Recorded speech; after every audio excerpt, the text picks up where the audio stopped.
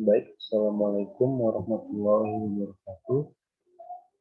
Di sini saya akan menjelaskan materi tentang pengantar bisnis dari yang pertama.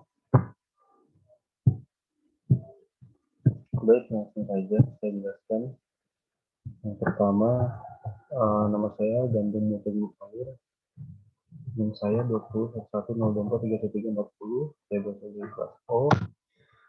Materi pertama ada yaitu ada yang pertama pengertian bisnis, yang kedua tujuan bisnis, yang ketiga manfaat bisnis. Pengertian bisnis, bisnis merupakan suatu organisasi yang mencakup penjualan barang dan jasa pada konsumen ke bisnis untuk memperoleh keuntungan. Kata bisnis berasal dari bahasa Inggris bisnis, dari kata dasar basi yang artinya sibuk dalam konteks individu, komunitas maupun masyarakat. Tujuan bisnis, setiap bisnis berusaha mengolah bahan untuk bisa dijadikan produk yang dibutuhkan oleh para konsumen, baik itu produk yang berupa barang dan jasa. Tujuan perusahaan membuat produk ini untuk mendapatkan keuntungan yang mana imbalan didapat oleh perusahaan dari tujuan suatu produk untuk konsumen.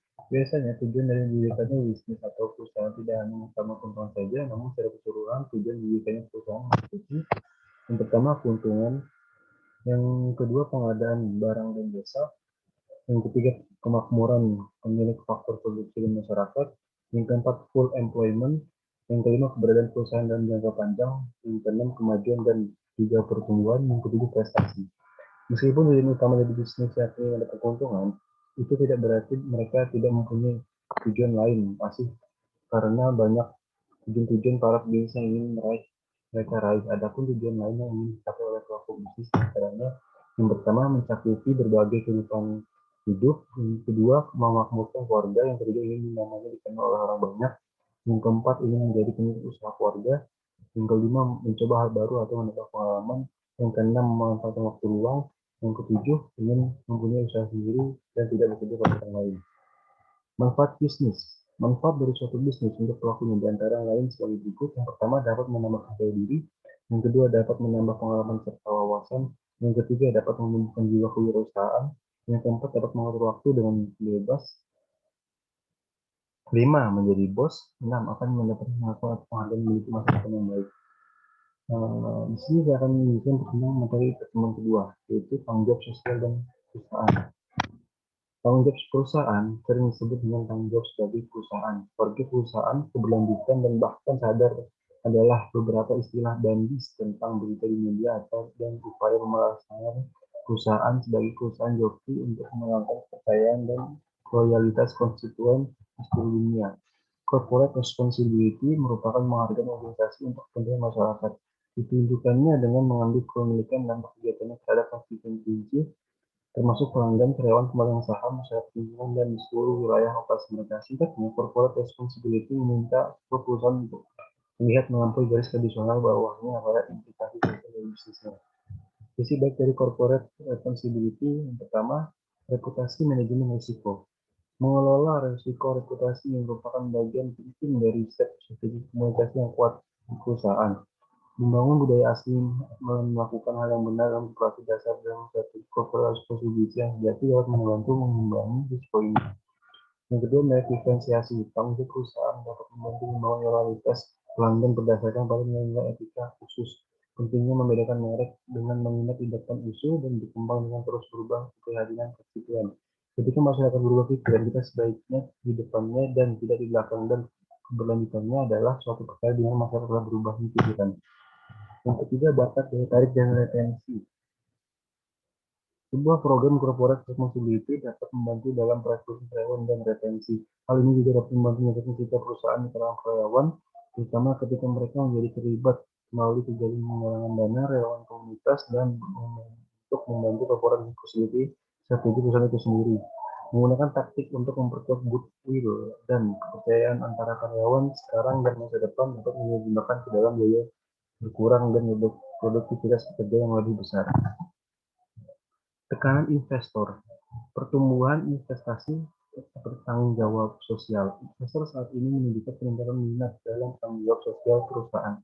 Pemberian penghargaan dengan corporate responsibility lebih sering sebagai bagian dari kriteria mereka untuk berinvestasi.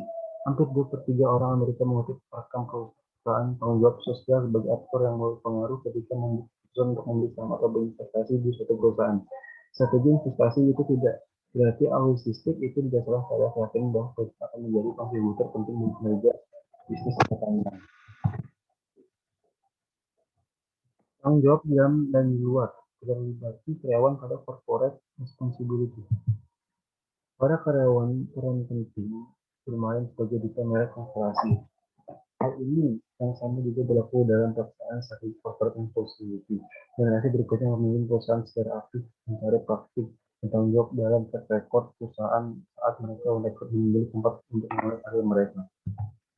Berkomunikasi tentang tanggung jawab perusahaan. Strategi corporate responsibility yang kurang kuat jika mereka tidak termasuk dalam komunikasi yang jelas. Sementara corporate responsibility mungkin ditemukan dalam berbagai bidang organisasi dalam sumber daya manusia, pengembangan bisnis, atau departemen komunikasi. Perusahaan harus ada organisasi, misalnya komunikator perusahaan harus secara aktif terlibat dalam peran corporate responsibility untuk memastikan konsisten dan integrasi dengan strategi komunikasi secara keseluruhan dan reputasi manajemen. Materi pertemuan ketiga, saya akan menjelaskan tentang bentuk-bentuk perusahaan. Pengertian perusahaan.